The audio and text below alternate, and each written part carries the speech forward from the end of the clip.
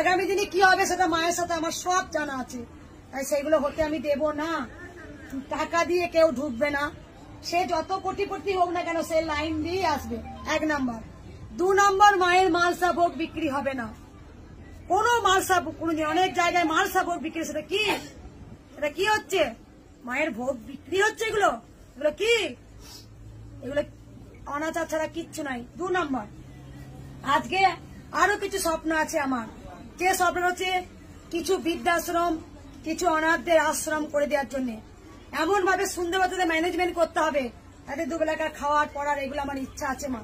যদি আমাকে মা বাঁচিয়ে রাখে আমি সেগুলো করব, কারণ আমার কর্মের ফল বিচার হবে।